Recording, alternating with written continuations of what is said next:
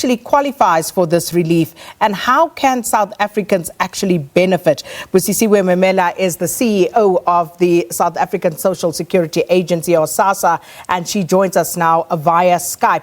Thanks so much for your time this morning.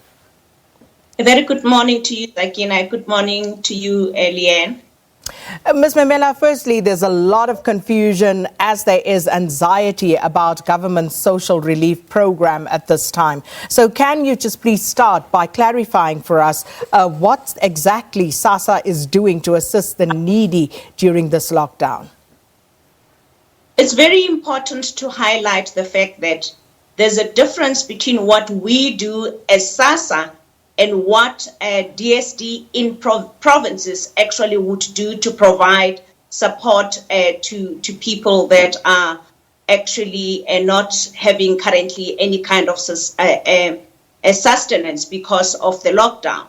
We as SASSA focus on a specific category, and the people we focus on would be people that, for example, would be people with disabilities that could not come back to the system because of the lockdown, for them to be able to do their assessments in SASSA so that they can continue with their disability grant.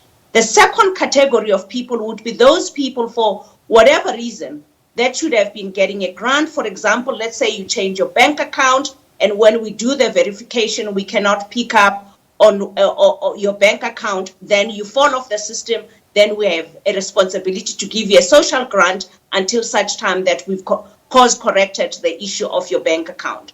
The third category would be those people that are facing undue hardship, and those people would normally apply directly to us for them to be able to qualify, and we would assess them to make sure that there is no double dipping. One, to make sure that they don't already have a social grant, that's one. And so, secondly, to make sure that they are already not in a system which DSD within the province would be providing them food, so that we can ensure that with the funds that we can be able to focus on the category that we're focusing on, but also deal with those people that are facing undue hardship. And let's talk to that, Ms. Memela, because as you say, there may be people now, given these unforeseen circumstances, that wouldn't normally qualify for assistance from the department, but find themselves in undue hardship right now. So who exactly qualifies? What are the conditions to qualify, and how do people go about applying? Let me just clarify how people go about applying. You phone our contact center, which is 0800 60 10 11, and the call center through an IVR system will then ask you as to which province you are calling from. Then it would go to the provincial teams that are focusing in that particular call. If you go to Western Cape, it would tell you as to what number you would have to dial, which would be dial 1. And then it would go to all the different teams that we have that are actually providing support in relation to that. Then they would take your details, they would do an assessment, check as to whether you are part of the system. After having done that, they would then qualify you, and then they would do the delivery in the different districts. So the delivery would happen in the district. So where in a district you have a group of people that actually you've qualified, then those people would then be called and be told where to go on a particular day. Over and above that, for those people, for example, who cannot go to a place where where the group of people are being provided support, they would be delivered for. For example, in some instances, you have people that are disabled, and for those people, you would go and deliver for them because they would not be able to come to us. So, Ms. Memela, how does the department then decide on whether a beneficiary receives a food parcel, a voucher, or cash? We actually, for now, are focusing on food parcels, even though under normal circumstances, we can look at cash and vouchers. And that's what we're looking at together with DSD and National Treasury, so that we can ensure that people don't have to come in. So we're looking at what system to put in place for cash and vouchers. And then just taking a look at some of the challenges, I'm reading a tweet here from Nkensani Faith Maluleke, who says, can you please interview government about the food parcels? Lots of people have sent emails 1 or 2 weeks ago, and until today, they've not yet received their food parcels.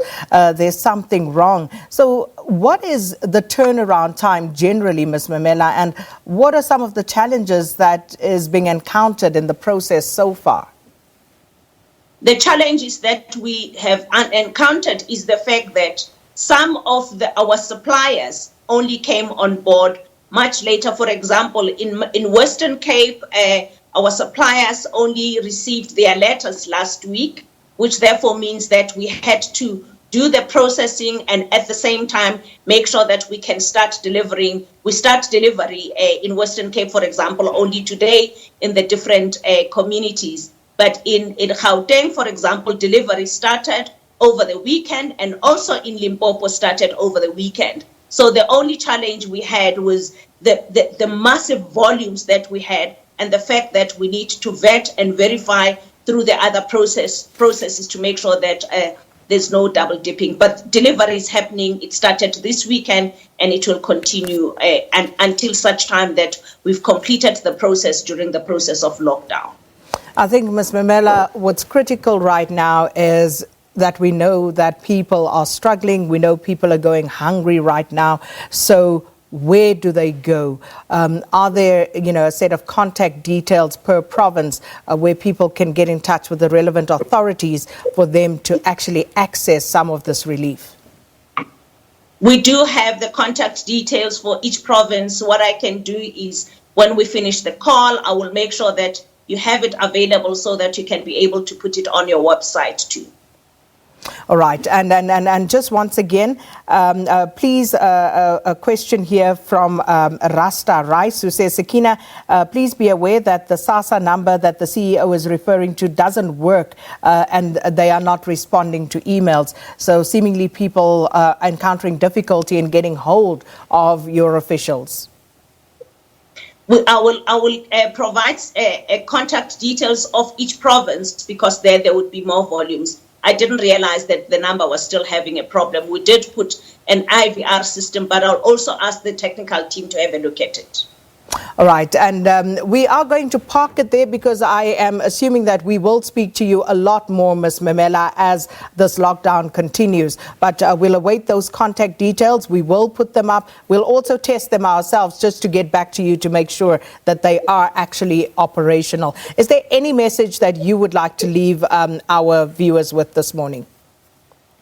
I think the message that I would like to leave is the fact that we provide specific support, that we're working together with the provinces in each area with the ProvJobs so that we can make sure that we can spread the rand or spread whatever food we have in partnership with DSD in the provinces. That we work with them, we're not on our own, and that on our side we'll do whatever it is that we need to do to make sure that we streamline the process and we get to those people that we can get to as quickly as we can.